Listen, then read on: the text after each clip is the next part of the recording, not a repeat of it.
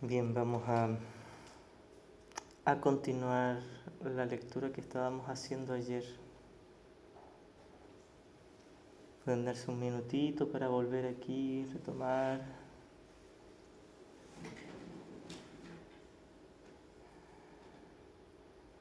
En el taller que hicimos el sábado pasado vimos la sección Somos responsables de lo que vemos.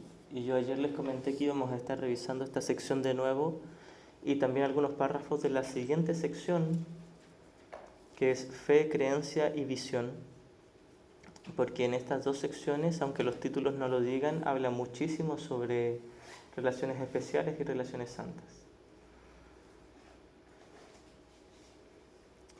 Voy a partir desde la línea que más repetimos ayer y de ahí vamos a continuar.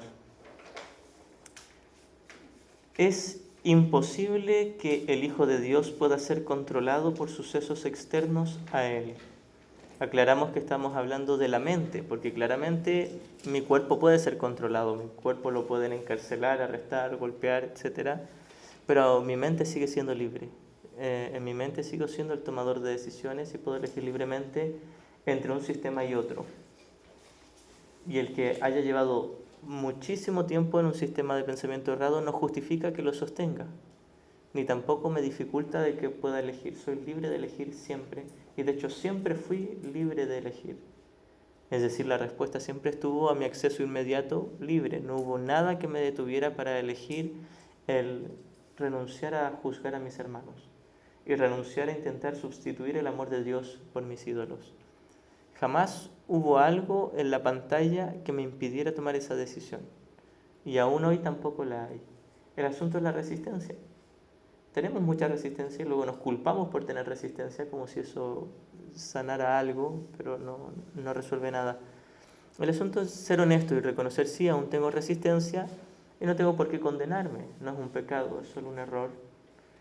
Y la resistencia es un error voluntario, por gusto propio. Yo lo estoy eligiendo. ¿Podría elegir no tener resistencia? Sí.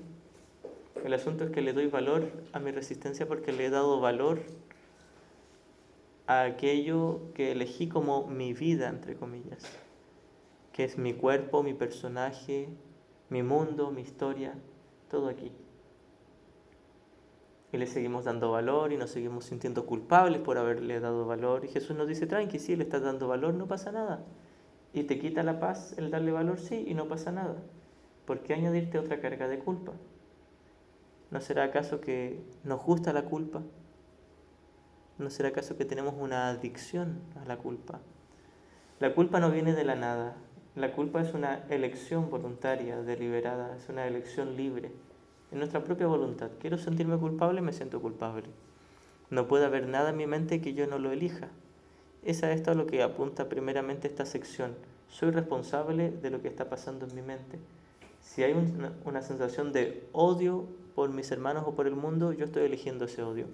Si hay una sensación de dependencia y apego con el mundo, yo estoy eligiendo esa sensación. Y si hay una sensación de culpa por haber elegido el odio y la dependencia, yo estoy eligiendo esa culpa. Todo lo estoy eligiendo yo. Todo es premeditado, calculado, ingeniosamente mecanizado ahí en mi mente por mí mismo. Ni siquiera por el ego, por mí mismo. Jesús en el libro nos dice, nadie puede ser engañado a menos que quiera ser engañado. Somos autoengañados. No nos engaña el mundo, no nos engaña la pantalla, no nos engaña el ego, el sistema de pensamiento errado. Me engaño yo solito por mi propia cuenta porque quiero. Nadie me obligó, nadie me forzó, el mundo no me obliga, el ego no me obliga. No es que Jesús me haya soltado o el Espíritu Santo. Soy yo el tomador de decisiones libre y sé lo que estoy eligiendo y es por eso que me siento culpable, porque todavía lo deseo. Y es más, deseo sentirme culpable por haber deseado al ego, porque la culpa es la que sostiene al mismo ego y quiero al ego.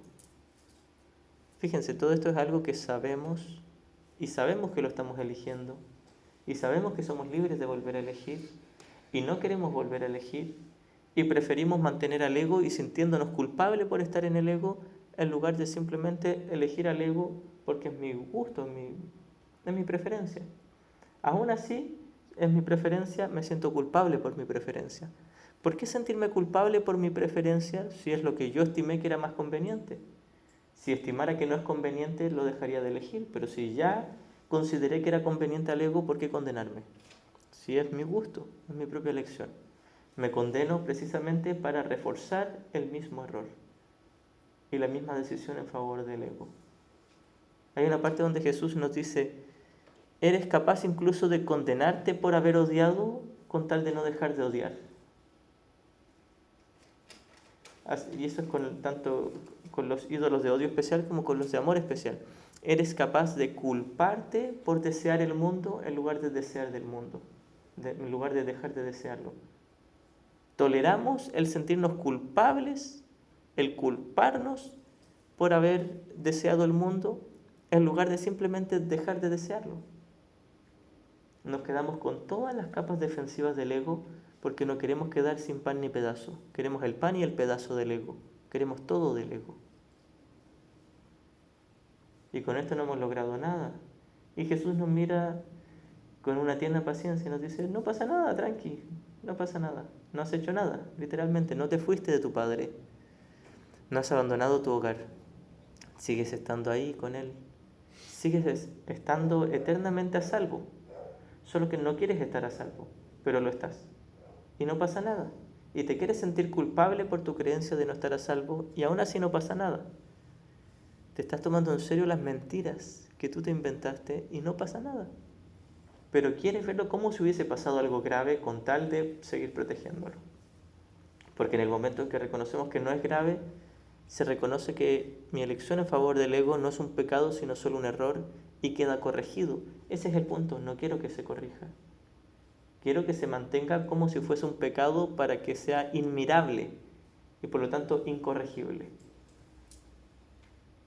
¿Se entiende esto? Quiero ver mi error como si fuese un pecado y no como un error, con tal de no resolverlo.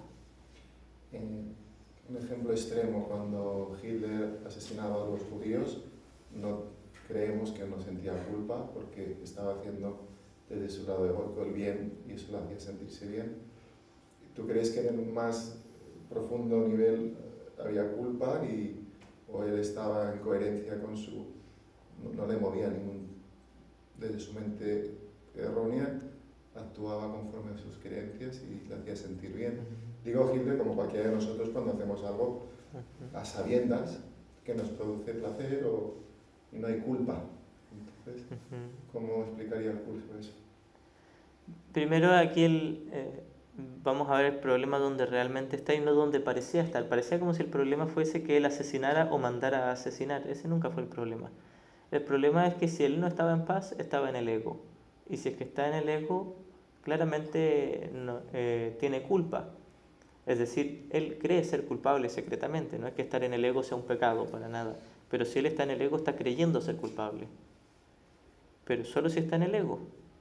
Ahora, la única manera de saber si es que alguien está en el ego no es por su conducta, sino por su sentir. Y ese sentir solo lo podrás ver nítidamente en ti mismo. Ahora, uno puede deducir que si alguien asesina a los demás es porque les odia, o al menos no les ama, y si no les ama, claramente está en el ego, y si está en el ego está creyendo ser culpable. Puede alguien disociarse mucho de su culpa inconsciente o de su culpa consciente, pero eso no quiere decir que no la sienta. Entonces, si él tenía odio, bajo el odio siempre hay culpa, porque el odio es necesariamente la proyección de la culpa. Pero alguien puede disociarse, alguien puede tener mucho odio contra alguien y decir yo no me siento culpable. Incluso puedo asesinarlo y fingir que no me siento culpable. Y fingir que no hay culpa ni por encima ni por debajo de mi odio. A lo que me refiero es fingir que odio a alguien y no me siento culpable por odiarle y que yo secretamente no me sentía culpable ni proyectaba culpa y odio en esa persona. Puedo fingir muy bien, autoengañarme e intentar engañar a los demás, pero en algún nivel sé lo que está pasando ahí, sé que estoy sintiendo culpa. Entonces, si él no estaba en paz, claramente es porque estaba odiando, y si había odio, porque había culpa. Y si ese odio no se deshace y cree que es verdad, creerá que está cometiendo un pecado y agregará otra carga de culpa encima, tanto debajo del odio por encima. ¿Se entiende las capas de defensa? Primero alguien se siente culpable y proyecta culpa y odia. Y luego se siente culpable por haber odiado. Entonces hay una capa de culpa por debajo del odio y por encima del odio. Y no va a poder deshacer ninguna de las dos capas, ni la inconsciente ni la consciente, mientras no deshaga el odio. Entonces sí, alguien puede, por ejemplo, hay personas que están a ojos del mundo desquiciadas y que son asesinos y que les hacen pruebas, se supone, y no sienten culpa. Pero el mundo no sabe dónde se encuentra la sensación de culpa. Cree que la sensación de culpa se encuentra o en la conducta, o en el cerebro, o en las neuronas. Y no, está en la mente. Y a ojos del curso, Hitler o cualquiera de nosotros podría llegar a un estado final de unión con Dios, de iluminación, independientemente de la conducta que haya tenido. Sí, alguien puede cambiar del ego al Espíritu Santo porque el único problema era haber estado en el ego. Y la única solución es cambiar al Espíritu Santo y Él está libre de cambiar de uno al otro como todos nosotros. Entonces, uno por lo general pone estos ejemplos de Hitler porque nosotros creemos que hay cosas más terribles y menos terribles, pero es todo lo mismo. ¿Qué diferencia hay entre matar a una hormiga y matar a millones de personas? Es la misma película. El asunto es que si yo tengo odio contra la hormiga u odio contra los millones de personas, ese es mi problema, el odio en mi mente. Y alguien puede tener odio con millones de personas y no asesinar a nadie. Y sonreírles por fuera a todos, pero seguir odiándoles. Y es igual, tiene el mismo problema que Hitler. El problema que compartimos todos. Y si alguien tiene ese problema, que es el único problema de la falta de paz en la mente, que está eligiendo al ego, puede cambiar. Entonces lo que tiene que cambiar no es su conducta, sino su pensamiento.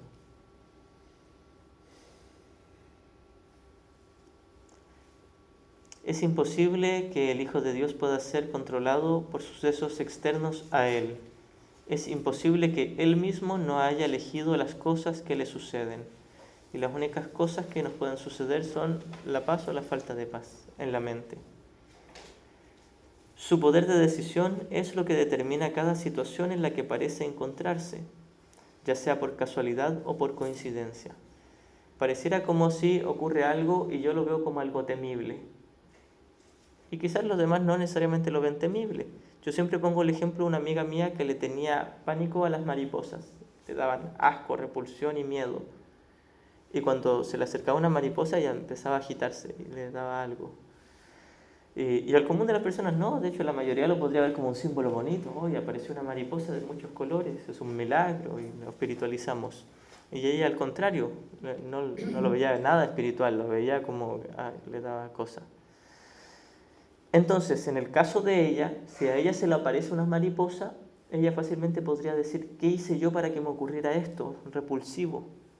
Lo cual solo para ella es repulsivo y quizás para muy poquitas personas en el mundo, y para la gran mayoría sería algo bonito, o incluso para los que están en su mente correcta sería algo neutro, pero para ella era algo negativo que se le apareciera una mariposa. Entonces aquí uno puede entender en este contexto esta línea que dice: su poder de decisión es lo que determina cada situación en la que parece encontrarse, ya sea por casualidad o por coincidencia. Ella se encontraba en un momento terrible, caótico, a su percepción. Para la mayoría no lo sería, pero ella estaba en un momento caótico. Ella lo veía como un momento caótico. Y ella lo veía en un momento caótico porque ese fue su poder de elección, elegir verlo como algo caótico. ¿Se entiende? Yo estoy intentando tomar este ejemplo de mi amiga para que veamos que todo es neutro, porque muy por lo general uno toma un suceso que el común de las personas lo juzga como malo, como excusa para reafirmar que sí, verdaderamente es malo, cuando no es nada, es un sueño. Y esto nos ayuda a entender a qué van estas líneas, donde yo soy responsable de lo que veo. Soy responsable de ver caos en la mariposa, de ver algo terrible, algo amenazante. Así también como si estoy en medio de una guerra y caen bombas cerca de mi casa y estoy con mi familia a punto de morir, en caso que el mundo lo juzga como extremo, para Jesús no es nada. Es ver una película de guerra. Cuando tú te sientas a ver una película de guerra y ves las bombas ahí, es una película. No tiene por qué causarte pánico. Es una película. Entonces, cuando alguien lo experimenta en un estado de vigilia aquí dentro del sueño, en medio de una guerra, en una ciudad que está en aparente caos, Jesús nos dice, tú eres responsable de lo que estás viendo. Cuando sientes miedo, tú eres responsable del miedo que estás sintiendo. No eres responsable de que los aviones pasen y tiren bombas o los militares disparen. No eres responsable de eso. Eres responsable de sentirte en pánico y en caos. De eso sí soy responsable. Oye, y bueno, nosotros le damos forma, ¿no?, a las cosas y las interpretamos con miedo, qué bonito, qué tal. Pero baja el tema de la guerra. Siempre me he preguntado, si a ti te atacaran, si ahora estamos en una guerra, viene un soldado y me quiere matar, y yo soy otro soldado. A ver, ¿qué más da matarte tú o matarle a él? Digo yo, ¿no? No sé si lo entendí bien. ¿Tú te refieres a, por ejemplo, si tú y yo fuéramos soldados en una guerra y o te mato yo o me matas tú? Y yo con otro. Uh-huh. ¿Qué haría? Y yo me pego un tiro yo, porque a mí no me apetece matarte a ti. Lo que yo haría sería perdonar. Vale, Pero eso es solo la mente, claro. Porque vale, fíjate que no hay una respuesta ya, correcta en la forma. Ya, ¿dónde estás? Ya. O sea, caes con la bala del soldado. No, perdonando. y lo que pasa es que, mira, yo lo que practicaría sería pasar, si yo tengo miedo en ese momento es porque estoy en la mente errada. Practicaría pasar a la mente correcta y permitiría que la mente correcta me dijera qué hacer. Si la mente correcta me dijera que lo mate, lo mato. Quizás sea útil, quizás de pronto si no lo mataba él iba, no sé, a tirar una granada y matar a 500 personas, yo no lo sé. No sé qué me inspiraría el Espíritu Santo. O quizás el Espíritu Santo me diría, no, permite que él te mate. No lo sé. Pero eso son décimas de segundo. Aunque no exista el tiempo, es... Sí, en última instancia no era una diferencia si permites que él te mate o tú le matas. Si tú estás en paz, vas a hacer lo que sea más útil, pero tienes que estar en la paz. Y de hecho, cuando estás en la paz, la pregunta pierde sentido. Porque cuando tú estás en la mente correcta, ya sabes que es una pantalla y te preguntas, ¿qué es lo que tengo que hacer por allá donde no estoy? No tiene sentido esa pregunta. Y metiendo un poco más de polémica, en caso de Hitler, no sabemos si desde su mente recta fuese ayudado a exterminar al pueblo judío, o eso no es posible. Es posible y no lo sabemos. Muy probablemente no fue así, pero no lo descartamos. Y me abro a no descartarlo precisamente para reforzar el hecho de que la conducta no es el problema. Ahora, yo creo que es muy probable que él no estaba en paz y que él sí estaba en su ego, pero tampoco descarto que haya estado inspirado por el Espíritu Santo. Muy poco probable, pero no lo descarto.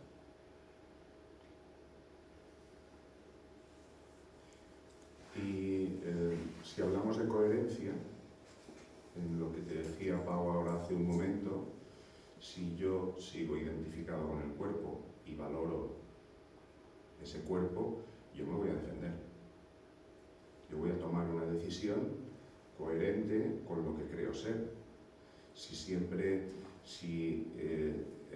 digamos, el tema en cualquier situación sería la coherencia entre lo que yo creo ser y la acción que voy a tomar en base a eso que creo ser, yo mantengo una coherencia.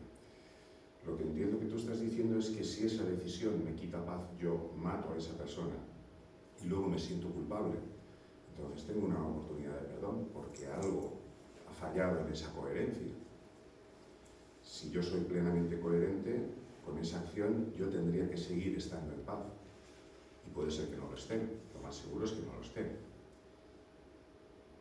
Y entonces, si yo me identifico como mente, entonces puedo poner a disposición mi decisión al Espíritu Santo.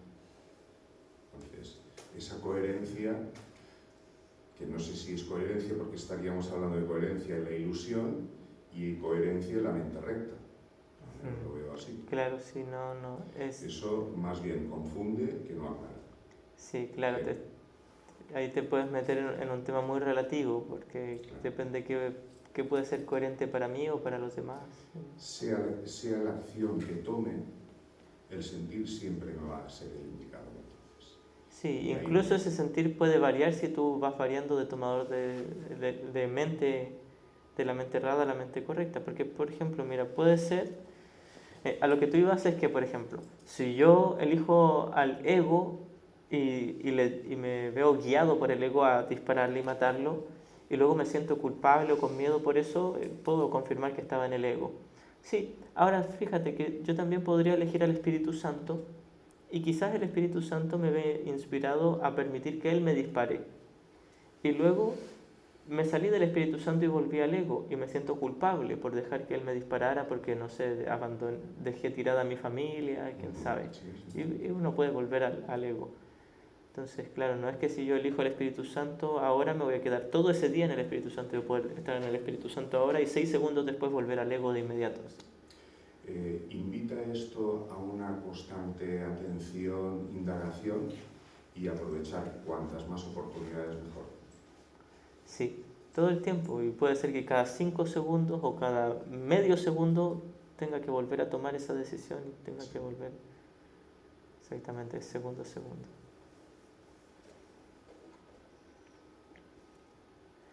Y ni las coincidencias ni las casualidades son posibles en el universo tal como Dios lo creó, fuera del cual no existe nada. Aquí está hablando del universo que Dios creó no como este universo del ego, sino como la realidad del cielo. En el cielo no hay ni casualidades ni coincidencias. Eso quiere decir que las casualidades y coincidencias no existen por el hecho de que el mundo no existe. ¿Se entiende? No es que en el mundo no hayan casualidades ni coincidencias. Es en el reino donde no hay casualidades ni coincidencias. En el universo del ego, donde está todos patas para arriba, puede que hayan casualidades y coincidencias, pero como el mundo no existe, esas casualidades y coincidencias tampoco. Es a esto también lo que se refiere el curso cuando dice que no existen los pensamientos privados. No existen los pensamientos privados. Jesús nos dice, en tu mundo claramente tienes pensamientos privados, pero es tu mundo el que no existe. En tu mundo de la pantalla y la butaca, que es todo lo del sueño, tanto el soñador como lo soñado son una ilusión. La mente dormida también es una ilusión, porque en el cielo no hay una mente dormida. Entonces los pensamientos privados se dan en la mente dormida que experimenta el sueño, y es eso lo que es una ilusión. Por eso que Jesús nos dice, no hay pensamientos privados, porque no existen. Dentro del sueño sí. Hay una línea donde Jesús nos dice, en tu mundo ciertamente sí has cometido pecado, pero en el reino no. Si este mundo fuese real, sería un pecado. Si aquí hubiese vida real, existiría una muerte real. ¿Se entiende? El mundo, todo el sueño, globalmente, todo, de extremo a extremo, es una mentira. A eso se refiere Jesús con que no hay pensamientos privados o con que no hay casualidades ni coincidencias, no hay nada. Todo es un sueño. También es a eso a lo que se refiere cuando dice la enfermedad no existe. Tanto la enfermedad física como la enfermedad mental, y hablamos de enfermedad mental no algo cerebral ni neuronal, sino el tomador de decisiones eligiendo al ego, todo eso es la misma ilusión. Y si partimos hablando de la enfermedad física como un síntoma en el cuerpo, ese síntoma no existe por el hecho de que el cuerpo y el mundo no existen. Si el cuerpo fuese real, el síntoma sería real. Pero el síntoma es una mentira porque el cuerpo es una mentira. ¿Se entiende? Porque es muy popular la confusión de que las enfermedades son una ilusión y desatiendo el cuerpo. Y digo, tengo un cáncer, pero no voy a hacer nada ni ir al médico porque este cáncer es una mentira. Y tácitamente creo que el cuerpo es verdad, pero solo el cáncer es una mentira. Y me olvido que todo el cuerpo, esté sano o enfermo, es una mentira. ¿Se entiende? Me disocio. Creo que solo una parte de mi cuerpo es falso y todo lo demás del cuerpo es verdad. Y todo falso, todo es una ilusión.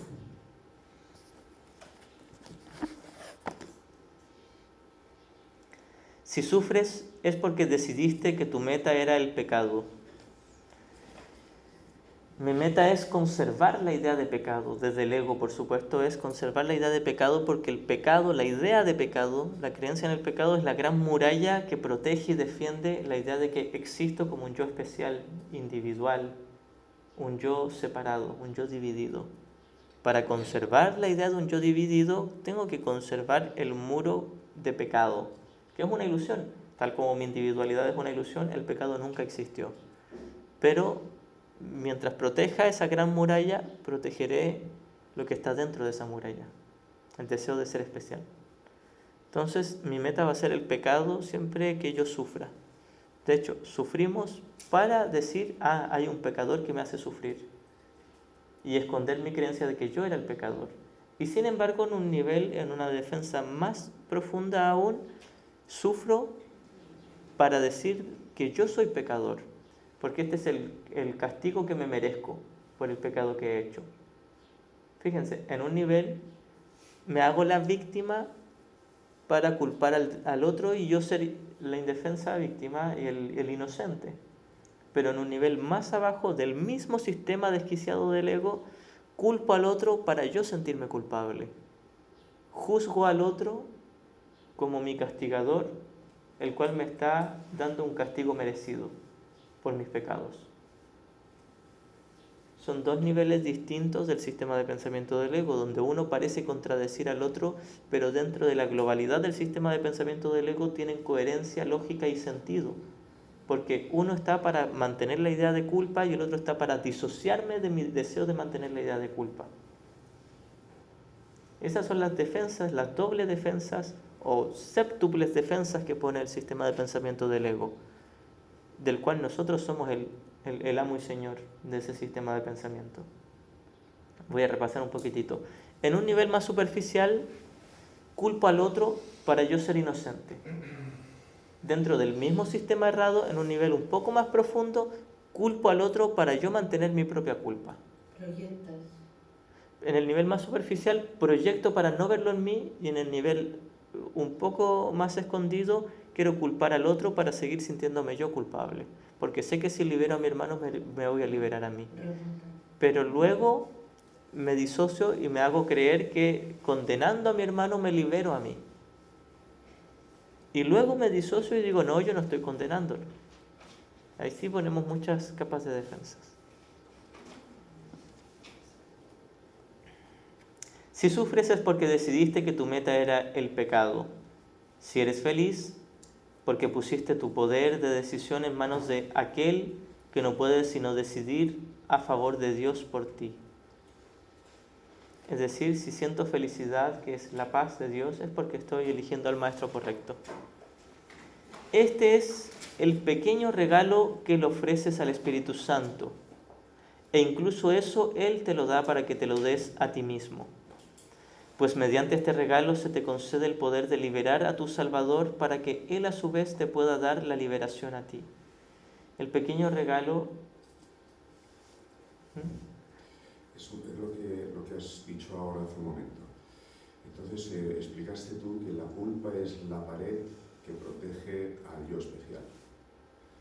Entonces, esa culpa de la que hablas, yo necesito culpar para sentir que sigo siendo culpable. Esto me parece una locura absoluta, desde el nivel más profundo. Pero si detrás de esa culpa está mi yo especial, con el que yo estoy totalmente identificado, necesito defenderlo a toda costa. Y siempre, eso no tiene excepción, esa es la pregunta. No hay excepciones. La culpa es lo que protege ese yo. Siempre. Sí, porque es a la culpa a la que hemos dado tanto valor, lo hemos atesorado como defensa. Es como la armadura. Podríamos decir que, mira, protejo metafóricamente mi cuerpo. Deseo ser un cuerpo, pero si voy a la guerra, tengo que usar una armadura.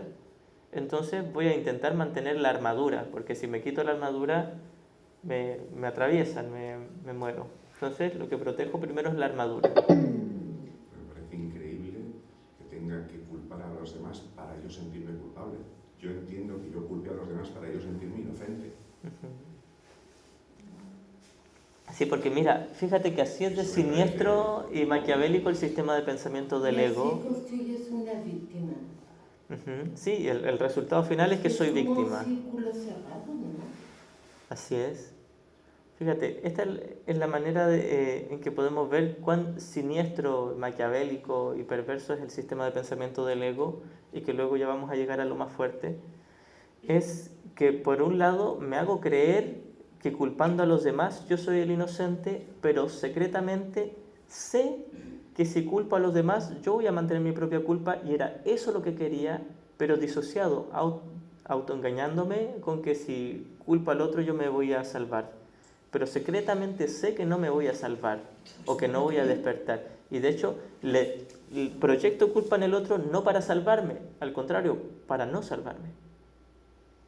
Proyecto la culpa en el otro para mantenerme dormido en la idea de culpa, porque si mantengo la culpa, mantengo la separación. Y eso no lo hizo el ego, lo hice yo. Y es una decisión que puedo Sí. elegir. Y es todo un sistema de pensamiento que estamos manteniendo todo el tiempo. Y es aquí cuando uno duda, ¿cómo yo voy a pensar de esa manera? Y Jesús nos dice, hermano, piensa de esa manera.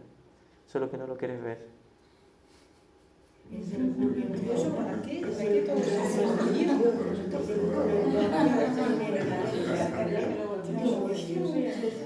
Pero bueno, repetir otra vez. Muy fuerte. Fíjate que una vez tomada...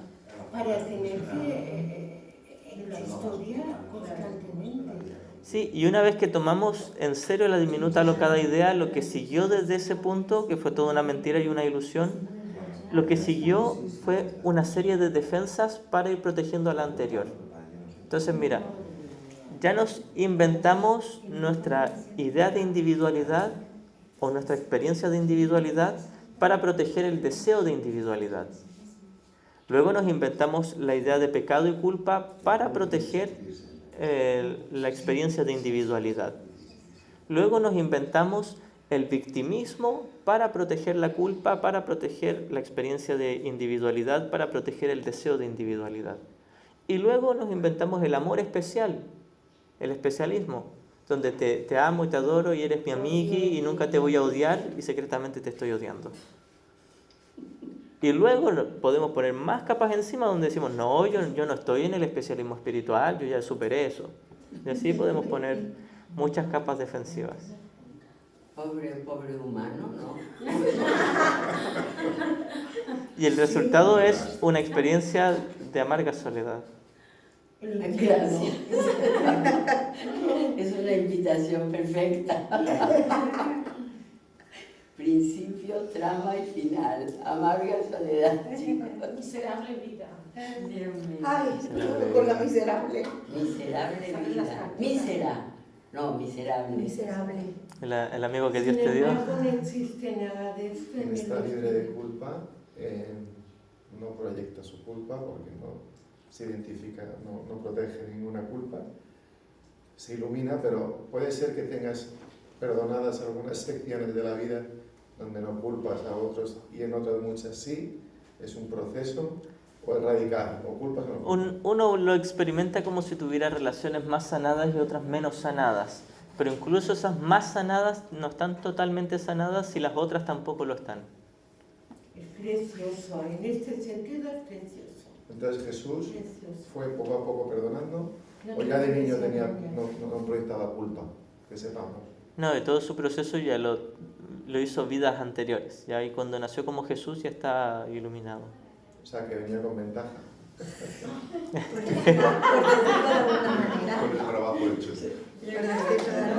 No, pero venía por ventaja porque se levantó más temprano, ¿no? Porque... Se levantó más Hay que madrugar más, temprano. chicos. Hay que madrugar más. Así que no me voy a dormir. Pero sí, Ah, pues para adelantarte. Isabel, dices que esto no es lo peor, que todavía viene algo. Sí, respira. Así que lo dejas Lo para has otro día. dicho. Sí, bueno, ya. El núcleo de todo esto no es que no solo nosotros lo estamos eligiendo y lo inventamos, sabemos que lo estamos eligiendo. Sabemos que tenemos un sistema de pensamiento perverso, maquiavélico y siniestro y nos fascina. Queremos sustituir a Dios, Nos ¿no? Al fascina. Creador. Disfrutamos ahí dándole. Y sabemos que nos fascina. Y todos lo sabemos, lo hacemos todos a sabiendas. Pero fíjate que somos muy hábiles para disociarnos. Pero sabemos lo que estamos eligiendo. Y esto se le puede llamar inteligencia. ¿O no? Bueno, Mira. es muy inteligente, ¿no? No, mira, y de hecho sí es inteligencia e ingenio, lo que no es paz. Exacto. Siempre he pensado esto. Sí, somos tremendamente ingeniosos, inteligentes. Tenemos un sistema de pensamiento muy sofisticadamente hecho.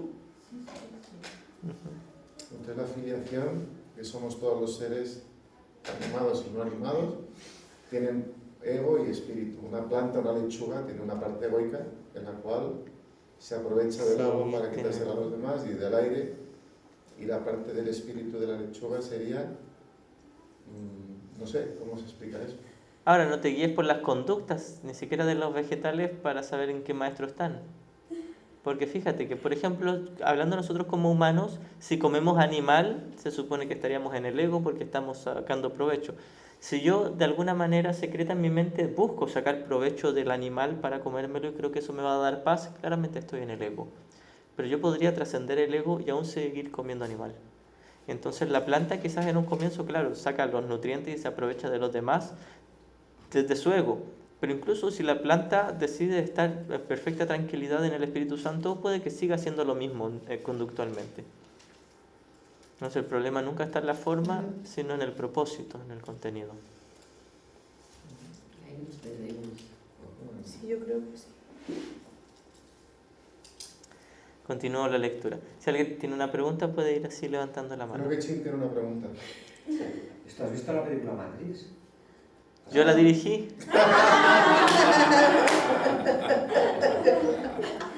Eres Neo. Sí, la he visto. Es que es un poquitín el juego y dice, la película es exagerada, digo, viendo lo que estás diciendo, ¿no? No es exagerada, realmente estamos en ese conflicto permanente. Sí, la película Matrix puede ser una útil analogía, sin embargo el propósito que le dan es lo contrario del curso. El propósito que le dan es que lo que pasa en el sueño te afecta a la realidad y el curso enseña lo contrario. No le he podido entender nunca esta película, no puedo. A ver si tú un día me la... Podemos comentar, podemos hacer sesión de películas. Claro, un cineforum. Es curioso. Sí, pero claro, puede dar un simbolismo y una metáfora a la película, pero en realidad es súper dualista y todo el tiempo te dice que tu mente sí puede ser afectada por el sueño o por la Matrix. Entonces Es no una es lo defensa, que... es una constante defensa. Claro, sí. Entonces, si vamos a la base de la enseñanza, enseña todo lo opuesto al curso. Sirve como analogía para entender que está en una irrealidad y tomando esa parte sí es útil. Pero todo lo demás que enseña no es para nada útil, al menos para la práctica del curso. Continúo la lectura. Dice, si eres feliz porque pusiste tu poder de decisión en manos de aquel que no puede sino decidir a favor de Dios por ti, que es el Espíritu Santo.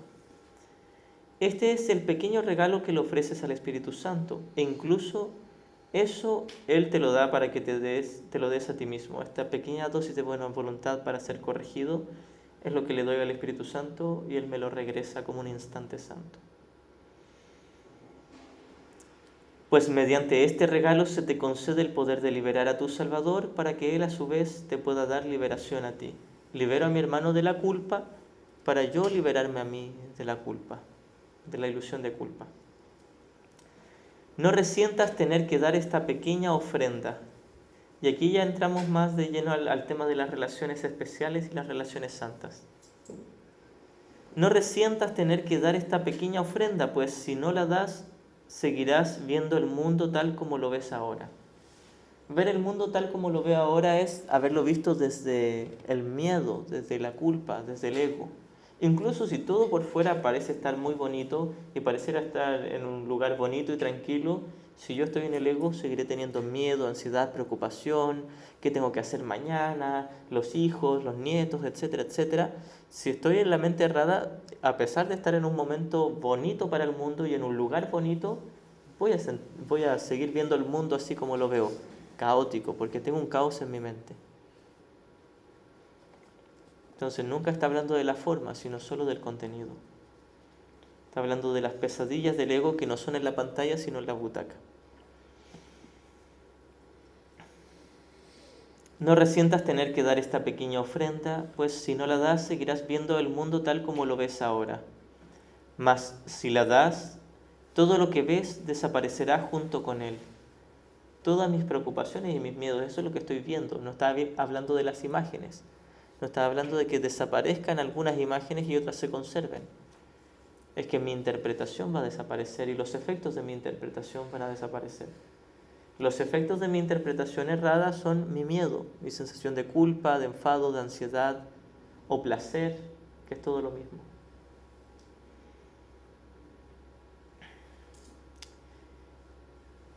Nunca se dio tanto a cambio de tan poco.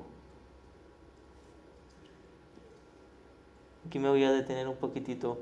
Estos días que hemos estado tocando harto del tema del disfrutar las cosas del mundo y del placer, y sin embargo yo les comentaba de que nunca se nos dio tanto a cambio de tan poco. Solo se nos pide abandonar nuestra interpretación, no aquello que creíamos nos daba placer. No se nos pide abandonar a la pareja, o abandonar la comida, o abandonar la casa, el coche, el trabajo. No se nos pide abandonar eso. Simplemente se nos dice, y tampoco se nos pide que lo hagamos, sino que se nos ofrece. Se nos ofrece la alternativa de abandonar mi inversión mental. Solo eso. Abandonar mi creencia de que eso me iba a dar paz. Abandonar mi creencia de que eso me iba a dar algo, siquiera. No me iba a dar nada. Es abandonar la creencia mental. Solo en el contenido de la mente. Y es eso finalmente lo que no queremos soltar. Nuevamente yo he comentado harto de que la confusión de niveles es una defensa para no ver ese miedo más profundo y a la vez para no ver el milagro, que es la corrección. Primero confundo los niveles para hacer quedar mal al curso, decir, Jesús me quiere quitar mi comida, mi pareja y todas las cosas aquí en el mundo. No, Jesús no está interesado en quitarme lo poco que tengo. Jesús está interesado en darme otra visión, en enseñarme a mirar de otra manera mis juguetes. No a abandonar los juguetes, a mirarlos de otra manera. Y es eso lo que nos da más miedo, mirarlos de otra manera. Porque si miramos nuestros juguetes de otra manera, esa otra manera quiere decir que mis juguetes en sí nunca existieron. Y eso me da miedo. Y si mis juguetes nunca existieron, yo como personaje o como cuerpo nunca existí. Mi mundo entero, mi universo completo nunca existió. Eso da pánico. Da miedo si yo le he dado valor al universo, al mundo de la multiplicidad. Y ese es nuestro mayor miedo, reconocer que estamos a salvo en Dios, que nunca ocurrió nada. Pero también da tranquilidad. Sí, y si se comprende desde la mente correcta, da paz y alivio. Pero mientras siga siendo atractivo el mundo, nos va a dar terror esa idea. Una pregunta. La visión que ofrece el Espíritu Santo a los juguetes no es popular en el sentido de que si te gusta el fútbol, por decir algo, tu entrenamiento, tu equipo, bueno, el mundo, ¿no? Desde el Espíritu vas a utilizar en vez de los ojos del cuerpo la visión de Cristo y ese juguete ya no va a ser atractivo, lo vas a descartar. Entonces por eso no es popular, porque si vamos descartando las cosas que nos entretienen, Jesús no nos las quita, pero nos invita a, mírate, eso no significa nada. Ya, pero es que es lo poco que tengo, los juguetes que tengo, lo único que me da algo de diversión, lo tengo que pasar por alto también. Entonces eso no queremos. Claro. El dolor sí, pero el placer sí. O los juguetes, realmente ¿cómo lo ves desde la visión de Cristo? Sí, efectivamente no te provocaría absolutamente nada, ni positivo ni negativo, pero tendrías la paz de Dios y podrías seguir yendo al fútbol, aún así. No lo soltarías porque realmente no hay, ahí no está el amor de Dios tampoco. No, claro, no hay necesidad ni de asistir ni de dejar de asistir. No hay como la comida, ya no va a haber necesidad de comer para tu paz, pero tampoco hay necesidad de dejar de comer. Y quizás de pronto alguien se va inspirado a dejar de hacer ciertas cosas. No sé, como por ejemplo, no sé, alguien veía el tele 6 horas al día y quizás ya ahora se va inspirado a verla media hora solamente. Dejó de verla 5 horas y media, dejó de hacerlo. Quizás, o quizás no, quizás el Espíritu Santo le inspira a ver 8 horas la televisión ahí. Una cosa, yo no sé ya si realmente no nos movemos, ¿no? En la metáfora de la sala del cine, no, porque estamos todo el tiempo en la butaca. Pero quiero decirte que tú ahora, ¿cómo te diría yo? Tú ahora no estás ni aquí ni en Chile, estás aquí. Es un holograma. Me voy a teletransportar como... No nos movemos. Es cierto que en realidad nosotros, como la mente tomadora de decisiones, nunca entramos en la película, en el mundo, no estamos en el mundo. Y es más, como ni siquiera entramos en la sala de cine, en la butaca. Somos el Cristo en el cielo, en la realidad, todos como uno solo. Pero mientras soñemos que estemos separados, cada quien tiene su propia butaca o su propio tomador de decisiones, viendo la película de los cuerpos, y en esa sí que nunca entramos. ¿No? Nunca eres un cuerpo. Así que nunca puedes estar ni en España ni en Chile, en ninguna parte. Es curioso, ¿no? Es curiosísimo. Cuando menos. Tú tampoco estás aquí. A mí alguien, un familiar me preguntaba, una prima me preguntaba si yo me sentía algo ansioso o contento porque iba a viajar fuera de Chile, iba a viajar a Europa. Y estábamos sentados en una mesa y yo le dije, ¿tú te sentirías contenta por tener que cambiarte la silla de al lado? Y que no hay ninguna diferencia. Entonces, ¿para Que no qué? te mueves. ¿Para qué? Claro, no hay una necesidad de... Comienzas a hacerlo porque intuyes que puede ser útil, pero no le das valor. Y, a ver, a nivel personal, ¿tú cómo lo haces para llegar a eso? ¿Qué metodología, aunque sea un símbolo, la metodología no es tan fácil decir esto es una película y yo no siento ni padezco todo lo que está pasando? O sea, ¿cómo lo haces para decir esto no va conmigo? Por ejemplo, a veces está la expiación, yo por ejemplo utilizo mucho las palabras, pero en tu caso, para disasociar la película de lo que realmente eres, tienes más facilidad, pienso yo, pero ¿cómo lo haces? ¿Lo disasocias? Yo soy el tomador de decisiones. Sí, comienzo a practicar la honestidad porque ya lo sé, teóricamente yo lo sé muy bien. Entonces ya hay un punto donde ya no te puedes hacer el tonto, ¿sabes? Que o estás en el ego o en el Espíritu Santo y sabes lo que conlleva estar en el ego, por lo tanto te cambias simplemente. O sea, llega un punto donde con la suficiente práctica ya haces todo el trabajo de traspasar todas las nubes de distorsión o todas estas capas de defensa. Por eso yo dedico tanto tiempo a enseñar todas estas capas de defensa, para mirarlas y atravesarlas de una como una bala y llegar al centro, al núcleo. Pero tienes que mirar todas esas capas. Quizás en fracción de segundo las miras, te das cuenta de lo que estabas haciendo y la forma en que te disociaste y pensaste que el problema estaba afuera y ya te das cuenta el problema nunca estuvo afuera. El único problema es que yo estoy en el ego, tanto si estoy en dolor como en placer, y ni el dolor ni el placer me van a dar paz y me cambia la paz. Entonces al final es todo el tiempo lo mismo, es como si tuvieses, no sé, un switch que está para un lado y tú lo cambias para el otro lado. Así. Pero para hacer ese cambio tienes que darte cuenta de todo el miedo que tenías para hacer ese cambio y todas las capas de defensa que pusiste, que el curso ocupa la metáfora de las nubes de distorsión.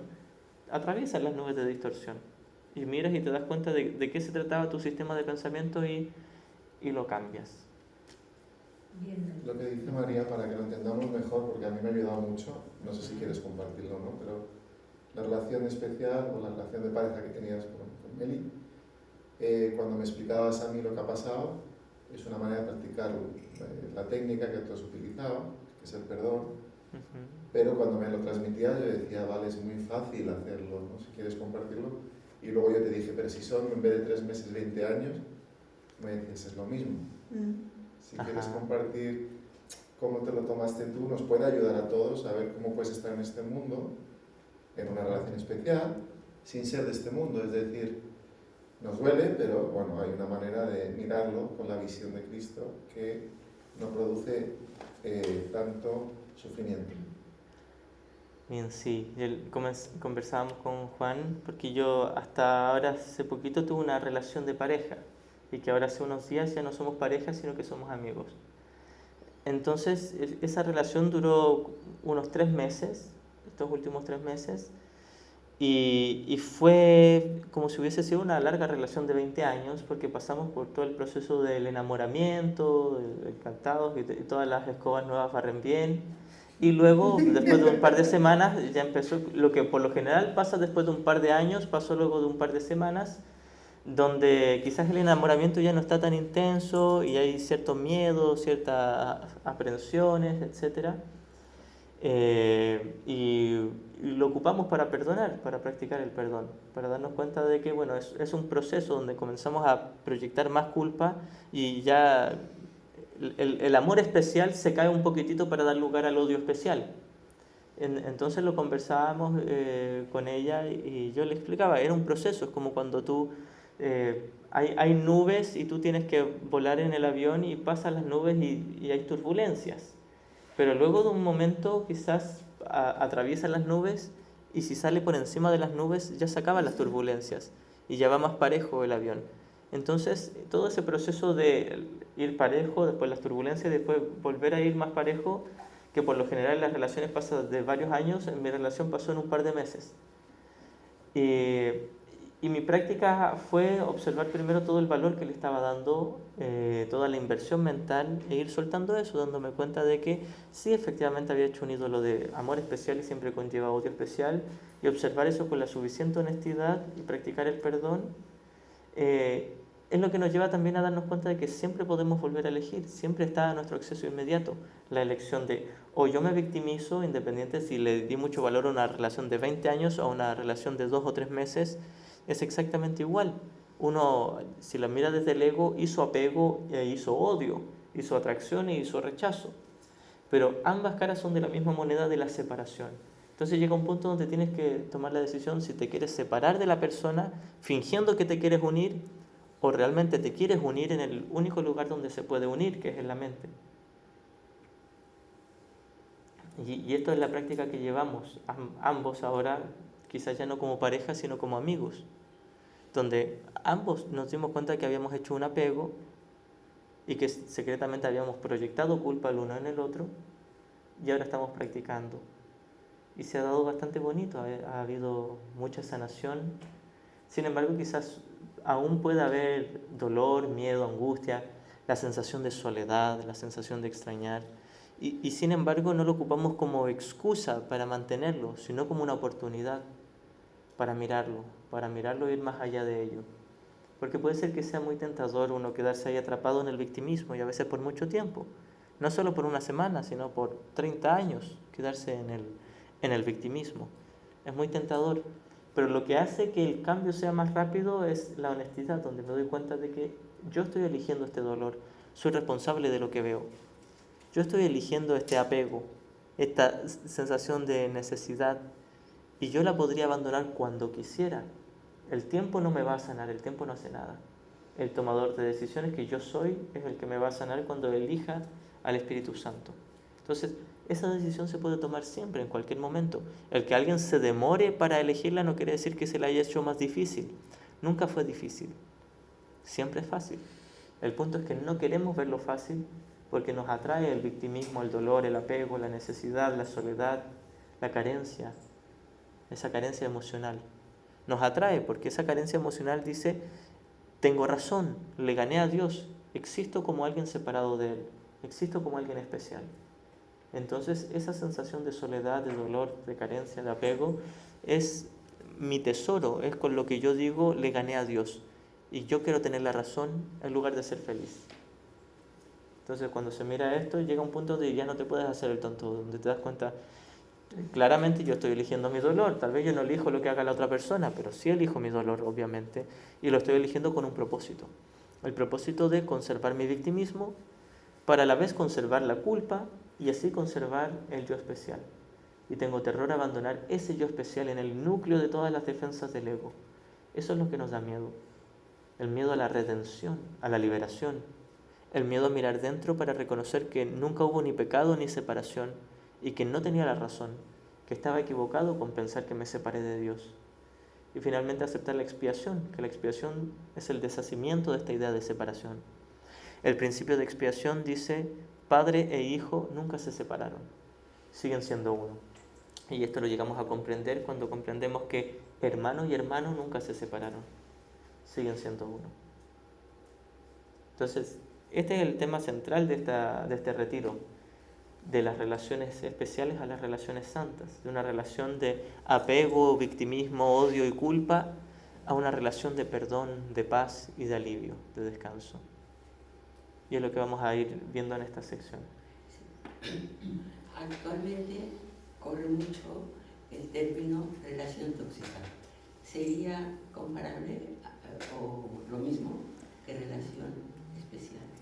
Quizás no, porque por lo general relación tóxica se ocupa ese término para acusar al otro. Y claro, sí, es una relación especial, pero es vista desde el ego, claro, porque la relación tóxica es cuando yo culpo a la otra persona de que es tóxica y hago real el error. Y claro, sí, eso sería una relación especial si me tomo en serio lo que yo creo que es tóxico.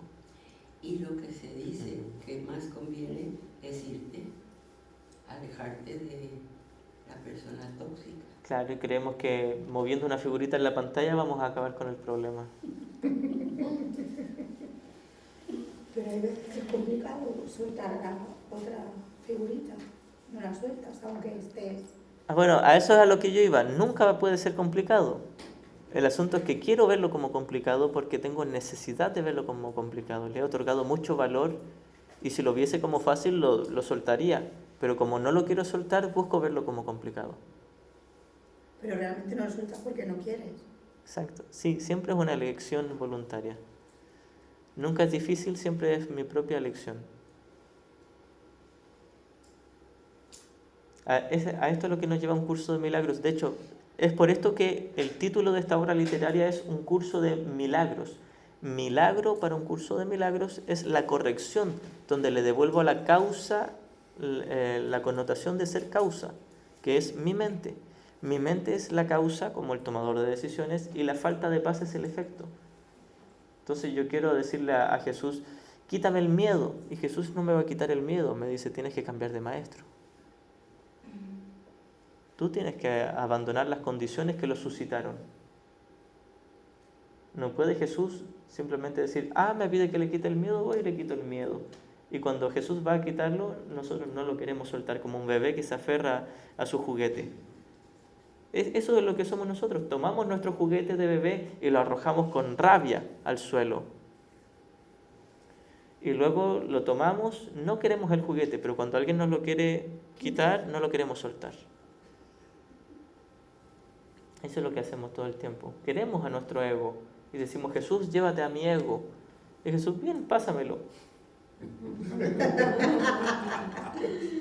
Sí, pero no. Claro, no se lo queremos pasar. ¿Y cuando ves a alguien que está sufriendo, alguien que está en el dolor y que no tiene, no puede en esos momentos cambiar sus circunstancias y estás ahí de observador y cada vez, a lo mejor es una prepotencia por parte del observador creer que su intervención puede modificar la situación en la que está la otra persona, ¿no? Entonces yo ahí... ¿Qué haces? Nada. No es que no hagas nada en el nivel de la forma, ni que hagas algo en el nivel de la forma, porque el asunto no está en la forma. De hecho, el sufrimiento tampoco está en la forma, está solo en la butaca. Aún así ese sufrimiento es una ilusión en la butaca, pero esa ilusión de sufrimiento está solo en la butaca y no en la pantalla. Entonces no es el cuerpo el que sufre, es la mente la que cree sufrir. Entonces cuando entiendes dónde se encuentra el problema, ya no te preocupas por la figura en la pantalla, sino que te das cuenta que en la butaca de al lado hay una mente que está creyendo sufrir, pero que está a salvo. La forma de ayudarle es tú saber que está a salvo. Eso no te prohíbe hacer cosas en la pantalla. Y ya está. No me prohíbe hacer cosas en la pantalla. No, y quizás sí te veas inspirada a hacer cosas en la pantalla, pero no le vas a dar interés. No va a cambiar nada. ¿O sí? No le vas a otorgar valor a las formas en la pantalla. Porque, mira, voy a poner un ejemplo. Pongámosle que tengo un familiar que está enfermo y tiene mucho miedo y angustia de morir. Entonces pareciera como si mi familiar estuviera allá en la pantalla. Y pareciera como si yo también estuviera allá en la pantalla como otro cuerpo mirando a un cuerpo que está enfermo y angustiado. Si yo realmente quiero ayudarle a esa persona, me daré cuenta de que su problema no está en su cuerpo, que está en su mente. Eso. Y me daré cuenta de que yo tampoco estoy en el cuerpo, sino que estoy en la mente. Y ni mi hermano ni yo estábamos en la pantalla, sino que ambos estábamos en las butacas. Y es desde aquí donde yo le puedo ayudar. Y ayudarle desde mi butaca a su butaca es yo pasar del ego al Espíritu Santo. Y eso no garantiza de que mi hermano pase al Espíritu Santo, pero garantiza de que yo voy a saber que él ya está a salvo, en un sueño de dolor, pero realmente a salvo. Y así le estaré dando ejemplo. No tengo que estar esperando ver un cambio en estas circunstancias en que está la otra persona. Claro. Y ahora, desde la mente correcta, puede ser que el Espíritu Santo me inspire a, en la pantalla, a hacer algo que pueda ser un símbolo para mi hermano, porque puede ser el medio a través del cual él entienda el mensaje. Pero si estoy genuinamente en la mente correcta, no le daré valor ni importancia a lo que yo haga en la pantalla con el cuerpo, como una conducta que puede ser servicial y amorosa. No le daré valor a la conducta, solo a la paz de mi mente. Y sabré que esa es la única forma de ayudar a todo el mundo. Luego puede ser que tome una forma útil para mi hermano, para que él pueda entender el mensaje, pero la forma útil no es valiosa. No hay nada que hacer ni nada que esperar. Claro, y nuevamente no quiere decir que no tengas que hacer nada. O sea, no quiere decir que tengas que no hacer nada. Como la sección séptima del 18, que se titula No tengo que hacer nada, y muy por lo general se malentiende y los alumnos la leen como si dijera tengo que no hacer nada. No va por ahí. ¿Se entiende la diferencia? Sí.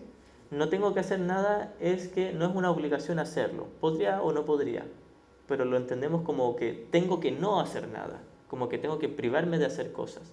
Y no se me priva de hacer cosas, simplemente se me dice que las cosas que haga no son la respuesta estaba dentro.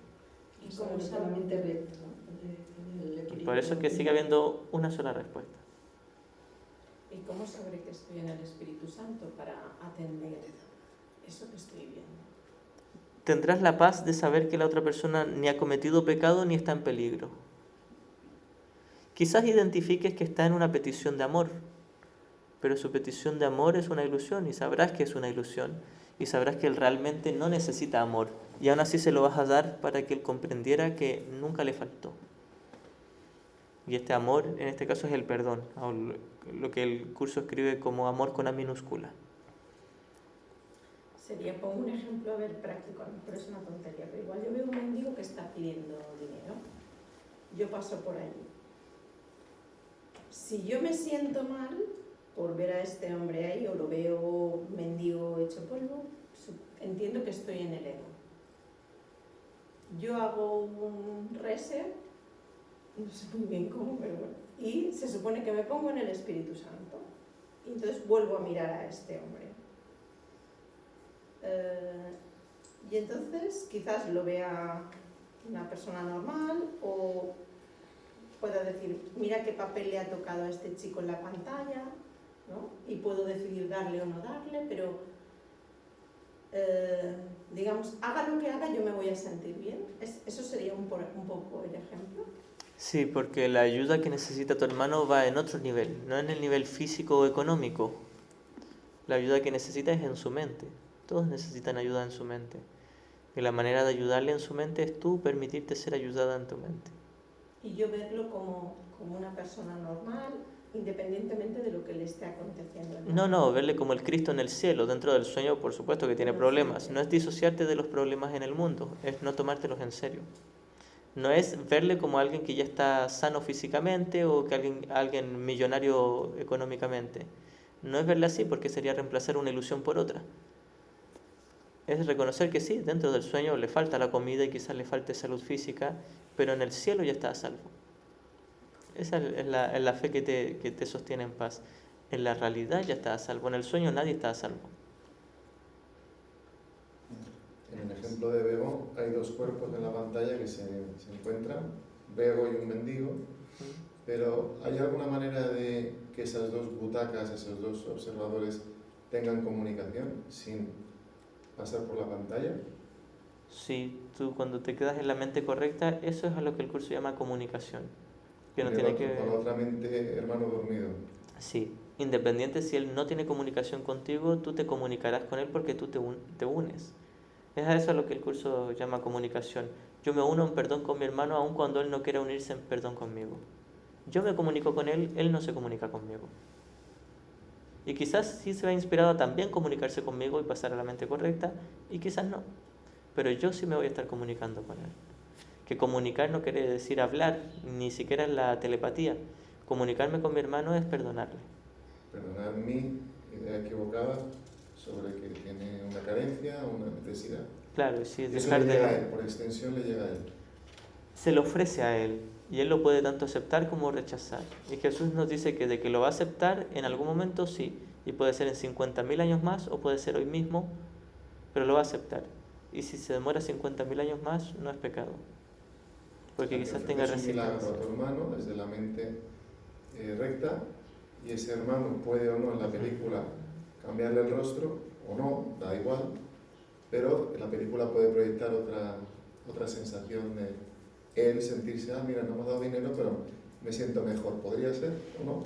Podría haberse inspirado, sí. O así como podría haberse literalmente ofendido. Pero le llega, algo le llega. Se le ofrece y hay una parte de su mente que sabrá que se le está ofreciendo algo, aun cuando lo vea como una amenaza ese ofrecimiento. Ken Wapnick decía, que Jesús cuando estuvo en la cruz, Él les ofreció paz a todos y todos sabían que Él les estaba ofreciendo paz. Y lo que a ellos les daba miedo precisamente era esa paz, porque esa paz negaba el especialismo y veían esa paz como una amenaza y por eso la atacaron.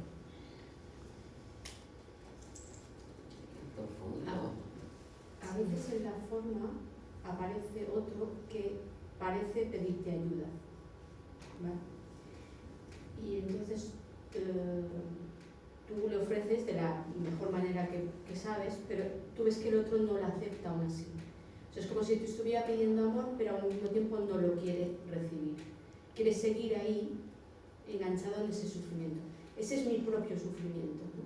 Ese es mi deseo todavía de seguir ahí, lo que el otro me muestra.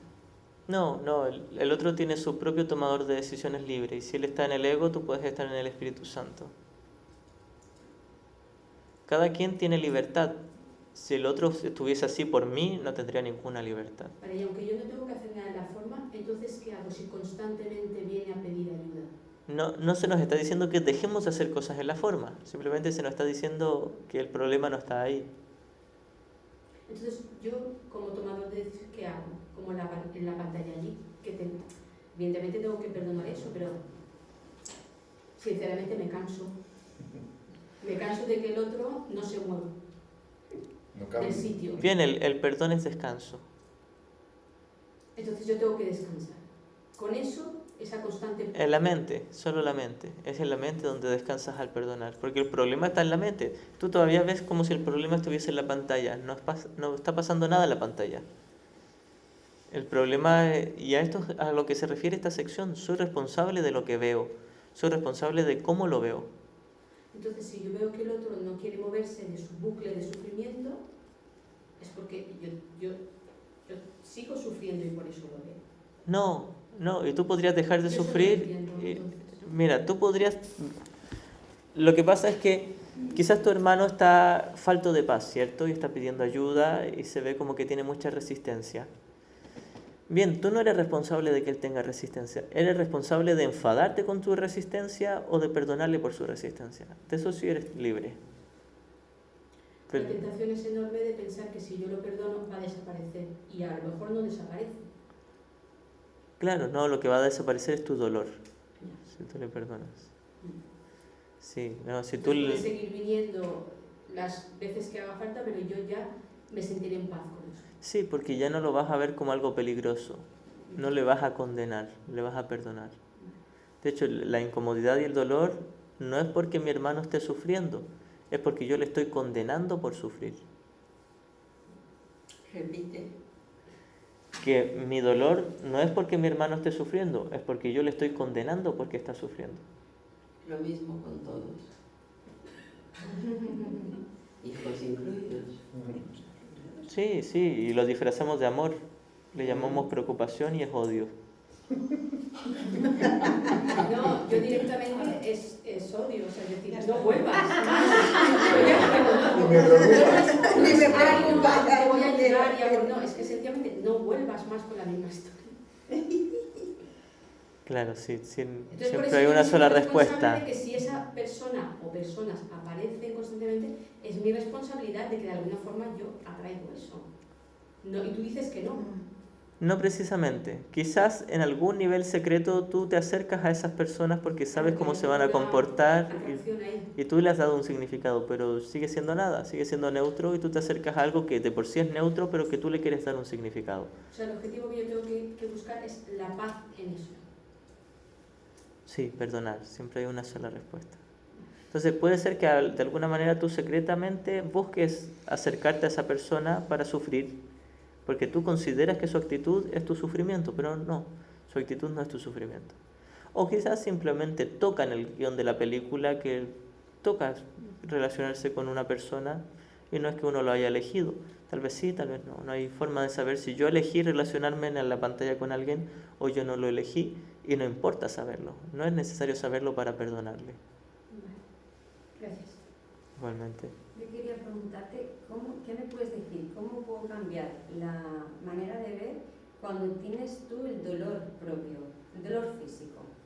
Cuando tú tienes un dolor físico porque te has enfermado, te duele algo, o te has caído y te has roto una pierna, o ha venido alguien y te ha pegado un palo y te ha partido un brazo. O sea, si tú tienes un dolor físico, porque a mí, ahí el ego con el dolor físico me ataca mucho. No sé cómo es hacerlo. Perfecto, sí. El curso nos enseña, este tema lo tocamos ayer, lo vamos a reforzar más, ¿sí? Es que no existe el dolor físico. Todo dolor es mental. Y aún siendo mental, sigue siendo una ilusión de dolor en la mente. Pero la ilusión sigue estando solo en la mente, nunca en el cuerpo. Porque fíjate que tú estás sentada en la butaca y el cuerpo está en la pantalla. La pantalla no siente. Es la mente en la que siente, que se ha identificado con el cuerpo y se toma en serio lo que le pasa a su cuerpo y se fabrica en su mente un dolor y que lo siente como si estuviera en la pantalla, pero no está en la pantalla el dolor, está en la butaca. Ya Jesús nos dice en la sección 5 del capítulo 5, la primera línea del párrafo 5 dice, la mente que está libre de culpa no puede sufrir. Entonces, si yo siento cualquier tipo de dolor, ya sea si lo siento emocional o físico, siempre es mental. Es solo en mi mente y no podría sentirlo si yo estuviese libre de culpa. Somos libres de culpa, pero si yo creo secretamente ser culpable, sentiré dolor. ¿Qué puedo hacer para estar en paz cuando tengo un dolor intenso? Porque a mí lo que hace es darle vueltas a la cabeza y bueno... Mira, esta es la secuencia que te va a ayudar. Primero, reconocer dónde está el problema y no dónde parece estarlo. Pareciera estar en el cuerpo, no está en el cuerpo. Descarta el cuerpo como problema.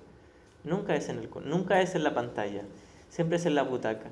Nunca es en el cuerpo, siempre es en la mente. Y ahora que identificas que tu dolor está solo en la mente, si el dolor proviene de la creencia de ser culpable y que muchas veces la proyectamos dando lugar al victimismo, el dolor cumple dos funciones. La primera es reforzar que yo soy culpable y la segunda es reforzar que los demás son culpables. Porque siempre ocupamos un dolor para acusar a alguien. Como se nos dice en el cuadro de la crucifixión, mírame hermano, por tu culpa muero, o por tu culpa siento dolor. Ya, a mí el pelo me ataca de otra manera. Claro, yo ya te comenté consciente que yo tengo como siempre mucho miedo a la muerte, entonces es como preocuparme siempre en plan, dramatizarlo, decir, ostras, por ejemplo, yo el año pasado estuve muy enferma, estuve 4 meses hasta que me diagnosticaron que tenía una bacteria y fue resistente, no encontraba la cura y yo estaba en el hospital con medicación y aún así tenía un montón de dolor y yo solo pensaba en decir, madre mía, me voy a morir, ¿no? O sea, es como en plan, cada vez exagerarlo más, pero claro, todo esto me invade un miedo, una ansiedad que está claro que sí, me doy cuenta de que es la mente que cada vez lo enfermiza más, pero es verdad que entro en un bucle, que entro en desesperación y lo dramatizo, entonces claro, quiero ver un poco cómo puedo llevarlo a la paz. Sí, es practicar ver el problema donde en verdad está y no donde tú deseabas verlo.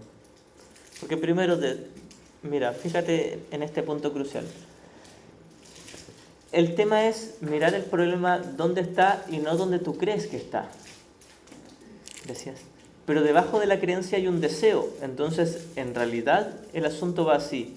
Ver el problema donde está y no donde tú desees que esté. Entonces, no solo tu experiencia es que el problema está en el cuerpo. Tu deseo es que el problema esté en el cuerpo. Entonces, cuando ves tu deseo ver el problema en el cuerpo, y si las ideas no abandonan su fuente, el problema tiene que estar solo en la mente, no en el cuerpo. Pero ves tu deseo de ver el problema como si estuviera en el cuerpo y lo reconoces como una defensa para no ver el problema en la mente.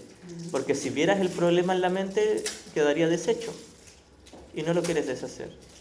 Entonces, ese es nuestro miedo y por eso es que lo proyectamos. Proyectar en este caso es el deseo de verlo donde no está.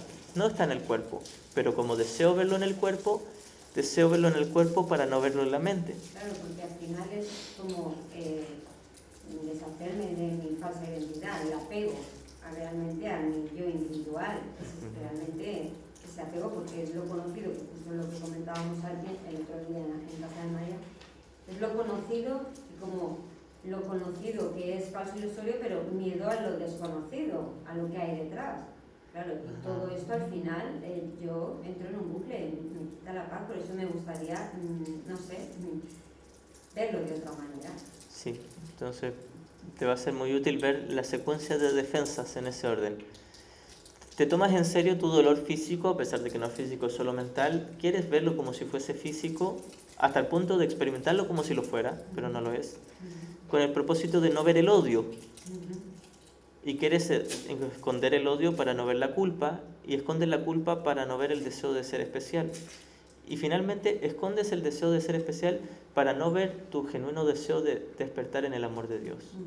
Entonces, si miras toda esta secuencia de defensas, vas a ir atravesándolas una por una hasta llegar al punto donde te das cuenta de que en realidad tenías miedo a despertar en el amor de Dios. Sí, esto lo sé, he llegado a esa conclusión. Sé que tengo miedo de despertar y de llegar al miedo de que paren el encima. Y ahora, si me haces la pregunta, ¿qué hacer aquí? ¡Claro! Nada, solo lo miras, con la suficiente Pero honestidad. también, ¿Con la suficiente, perdona? Con honestidad. Con honestidad, vale. a ver, también con todo este proceso, si tú sigues sintiendo miedo, puedes llegar a la culpa y otra vez estás en el mismo asunto. Y de hecho, esa es una de las defensas, otorgarle la connotación de algo temible para devolverte y no ver lo que está más profundo. Porque a ti si te pellizcan te duele. Yo le he dado un par de pellizcos y no he mudado, no piso antes ni nada. Probablemente, y en el momento en que, fíjate, mira, y aquí lo podemos ver de una forma muy útil. Si me pellizcan me duele, y mi trabajo es no justificar ese dolor y darme cuenta de que ese dolor no provino del pellizco, sino de mi elección en favor del maestro equivocado. Quizás yo no controlé de que alguien me golpeara o le hiciera algo a mi cuerpo, no tengo control sobre eso, pero sí tengo control sobre cómo me lo tomo, y si ya me lo tomé desde el ego, tengo la oportunidad de volver a elegir. Y tú te propones no sentir dolor corporal por lo menos. Bueno, que nunca es un corporal. Mira, mi meta no es dejar de sentir dolor físico, eso ocurrirá por añadidura, Mi meta es perdonar al prójimo, es unirme en paz con mis hermanos, porque esa es la causa. La causa del dolor era intentar separarme de mis hermanos y condenarles, acusarles. Esa es la fuente del dolor. La solución al dolor es unirte en perdón con tus hermanos. Cerramos el libro y nos vamos. No hay manual de navegación para esto. En el sueño.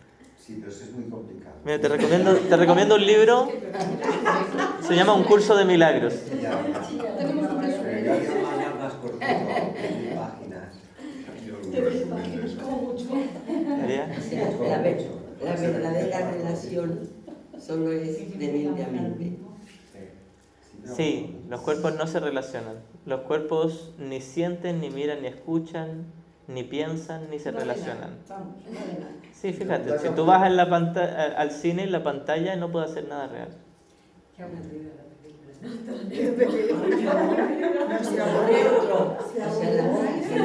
clave es ponerle off al proyector que está poniendo la película.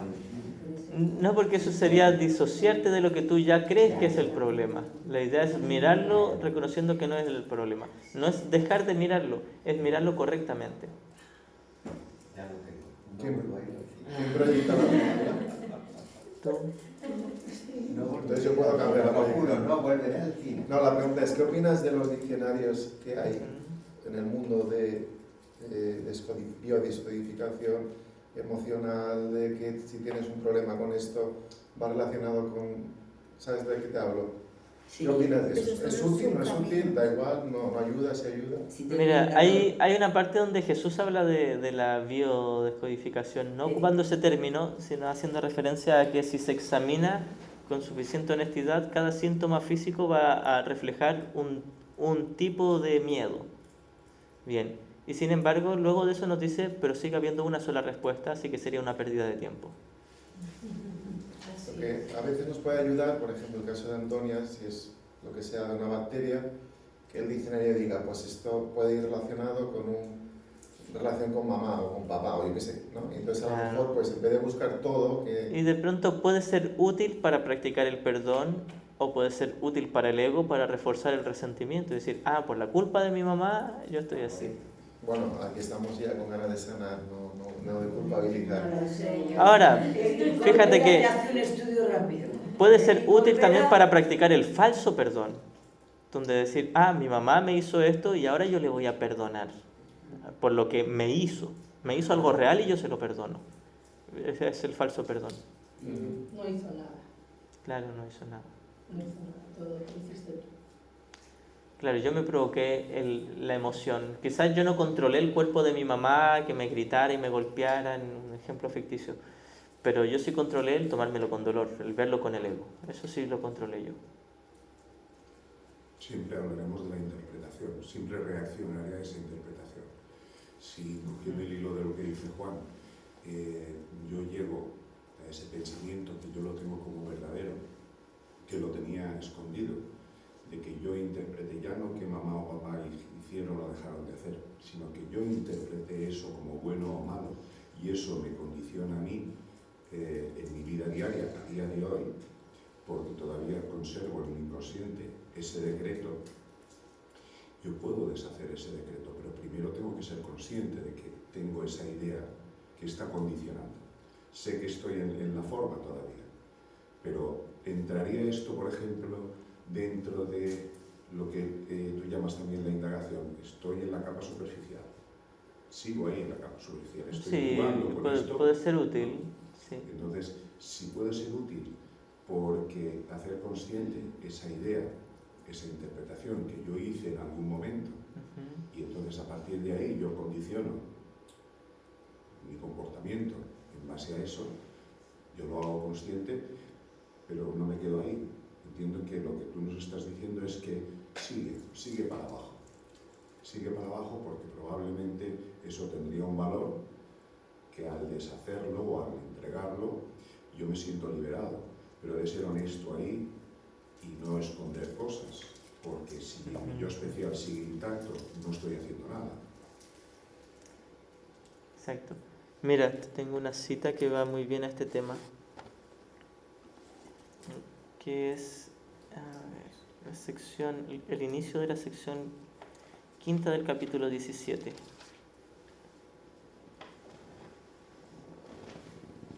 No, de la sección sexta. ¿Cómo fijar la meta? Dice, la aplicación práctica del propósito del Espíritu Santo es extremadamente simple, aunque inequívoca. De hecho, para poder ser simple, tiene que ser inequívoca. Lo simple es solo lo que se entiende fácilmente y para ello es evidente que debe ser claro. El objetivo del Espíritu Santo opera dentro de un marco general, pero Él te ayudará a hacerlo específico porque la aplicación práctica es específica.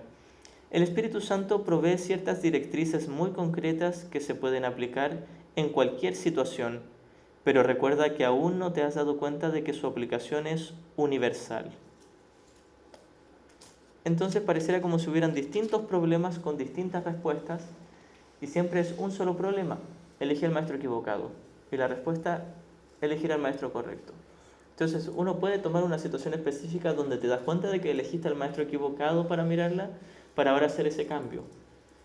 Pero el proceso del que hablas tú puede ser útil, pero es un poquitito más largo. El curso nos ofrece algo más directo, más rápido, más al grano, sin tanta vuelta, sin tanto buscar en el recuerdo de la niñez con mis padres y cosas así, sino que simplemente ahora no estoy en paz porque elegí al ego y es ahora donde puedo elegir al Espíritu Santo. Ahora, el hacer ese trabajo de buscar en las memorias o traer un recuerdo, una relación de una expareja de hace 15 años, etc., puede ser útil para darte cuenta de que ahora en el presente sostenías un resentimiento, pero incluso puede que ni siquiera tengas que irte a un recuerdo y darte cuenta de que estás odiando simplemente, que estás atacando y abandonar ese ataque.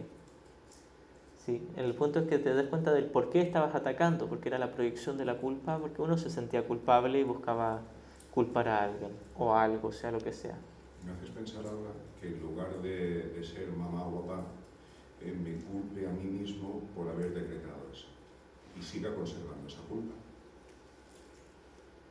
También, Esa opción, claro, sería una... Esa opción no es perdonar. A ti mismo, por lo que tú ves. Quiero decir que entiendo que para mí es muy sencillo engañarme, autoengañarme, pensando que hice un decreto y luego ya soltar ahora. ¿Vale? Pero si no consigo ver que a lo mejor hay una culpa detrás de eso, o de un deseo de querer sostener ese decreto, lo cual es un deseo de querer sostener la culpa, si yo no consigo ver eso, tal vez se haya quitado una capa muy superficial, pero en lo más profundo sigue intacto. Sí. Y nuevamente es muy tentador practicar el falso perdón, porque seguimos con la... sigue estando el deseo de ser la víctima y a la vez el héroe, la víctima que se transformó en héroe, cuando en realidad literalmente no pasó nada, pero seguimos teniendo la idea de que sí ocurrió algo, pero yo lo superé.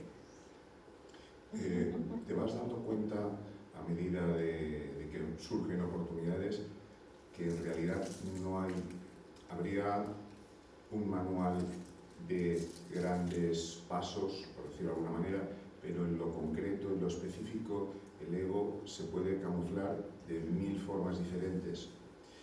¿Y cómo hago para darme cuenta de ese autoengaño? Tenerlo presupuestado de que te vas a autoengañar.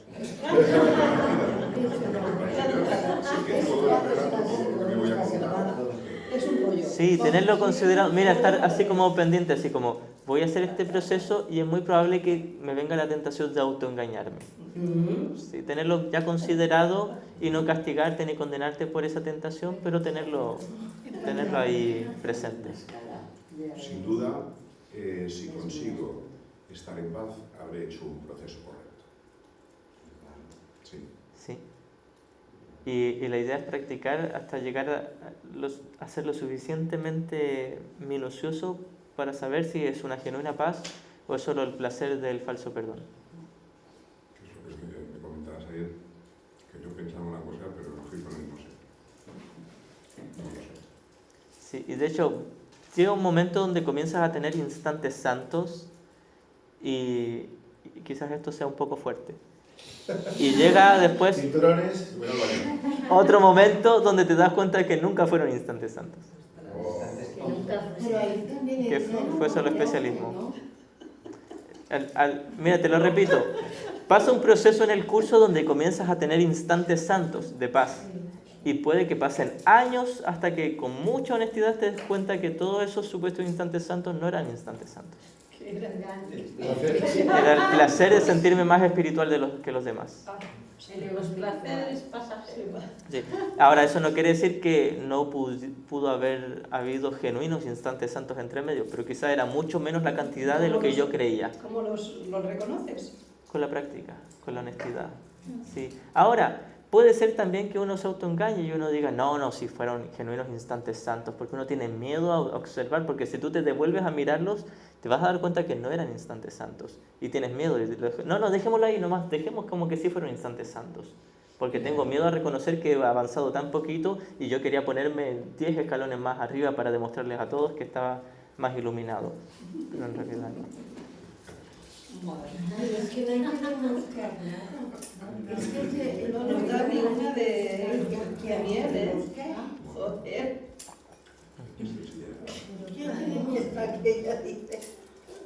Por supuesto que no hay que demostrar nada, pero es muy grande la tentación. Y cuando es todo lo contrario, que como te ves que ya llevas unos años estudiando el curso, y claro, es normal que todavía tienes esos altibajos, pero cada vez somos más conscientes de cuando estás en la mente recta y en la mente cerrada, ¿no? Pero de repente, claro, tienes esos momentos de bajón de tal y te viene tu ego y te empieza a machacar. Entonces, es que ya tendrías que haberte puesto las pilas porque no es posible que estando a las alturas que estás del curso, ¡pah! Y por lo menos a mí me lo hace, te machaca como diciendo... Disculpa un segundito, Chim, disculpa, ¿me permites escucharle, por favor? Sí, dime. Gracias.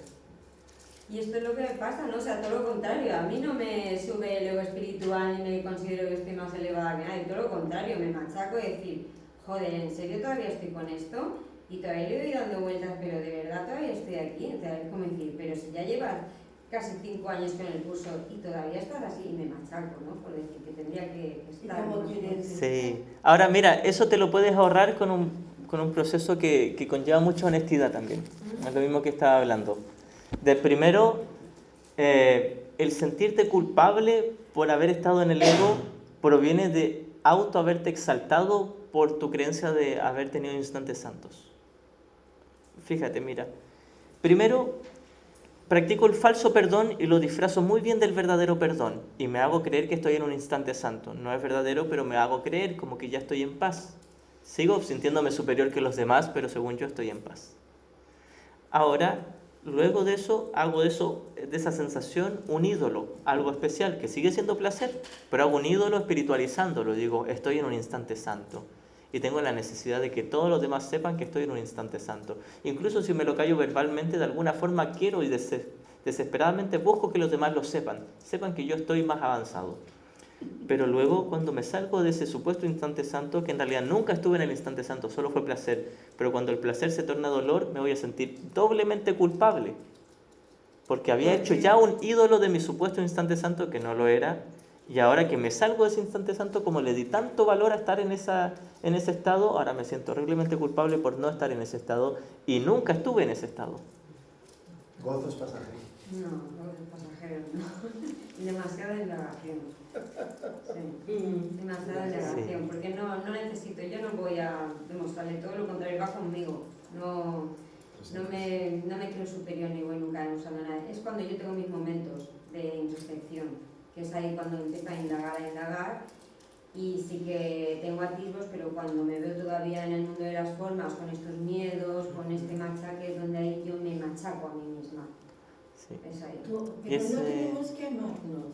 Pero yo no me amo, yo me machaco. Claro, pero fíjate que mira, y nos machacamos porque es muy grande la tentación de mantener la culpa. La culpa es la gran defensa, el gran muro que protege toda la individualidad. Miedo al amor real. Sí, por eso es muy tentador culparse cuando uno está equivocado. ¿El despertar o iluminación se da o se obtiene? Te lo pregunto por lo siguiente. Hace años fui a un retiro zen Y en ese retiro la maestra explicó que porque alguien preguntó qué es el despertar, y ella explicó lo que para ella era. Y alguien más preguntó, ¿y cómo se da? Dice, se le da a quien se le da. A los elegidos. A los elegidos Los especiales. A los 144.000 nomás.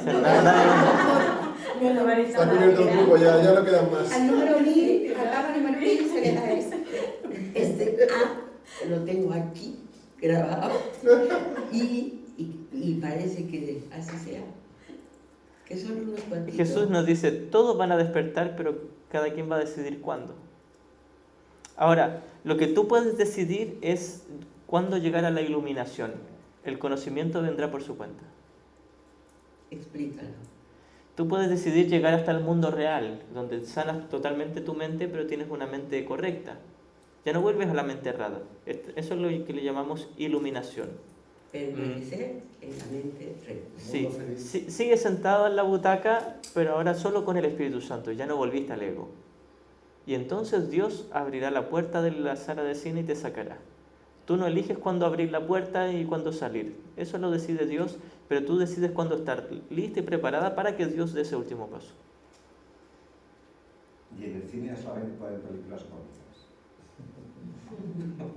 Claro, en el cine tú vas a seguir viendo el desastre que hay ahí en la pantalla, pero comiendo tus palomitas de maíz. Pero cuando Dios viene y te saca de la sala, significa que te saca de este mundo ilusorio. Que ya Claro, ya no tienes percepción y solo conocimiento. Pero sigues siendo un cuerpo amando por el mundo, pero con conocimiento. No. Antes de eso te experimentabas como un cuerpo, pero sabiendo que no eras el cuerpo sino la mente, pero seguías mirando, percibiendo. Estando en la iluminación, estás percibiendo. En el conocimiento no hay percepción. Pues a mí me gustaría. Con el conocimiento estar paseándome. Ahora, fíjate que mira, ese es el último paso. Sin embargo, Dios no dará ese último paso sin tu consentimiento. Pero para cuando lo dé, Él sabrá que tú ya querrás ese último paso. Ella quiere estar iluminada y restregándole el último paso, o sea, para dar el último paso sería no volver al mundo. Obvio. Claro, sí, ya no experimentas la ilusión del mundo de las formas, sí, solo el conocimiento. Al lado del Padre. Mira, voy a repasar un párrafo que yo leí en uno de los talleres pasados.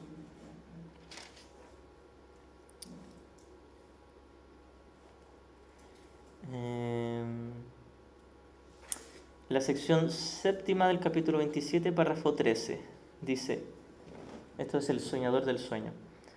Tú eres el soñador del mundo de los sueños. Este no tiene ninguna otra causa ni la tendrá jamás.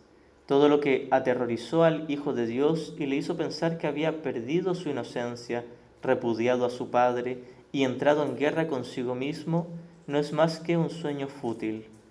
Mas ese sueño es tan temible y tan real en apariencia que él no podría despertar a la realidad sin verse inundado por el frío sudor del terror y sin dar gritos de pánico, a menos que un sueño más dulce precediese su despertar y permitiese que su mente se calmara para poder acoger y no temer la voz que con amor lo llama a despertar. Un sueño más dulce en el que su sufrimiento cesa y en el que su hermano es su amigo. Dios dispuso que su despertar fuera dulce y jubiloso y le proporcionó los medios para que pudiera despertar sin miedo. Entonces, no creas que se te va a llevar de un tirón al cielo. Vas a estar lista para eso y lo vas a desear. Y no es, con la muerte no es cuando tú vas a... No, porque el desplomo de un cuerpo está en la pantalla, pero el despertar es en la butaca. Pero puedes despertar siendo un cuerpo.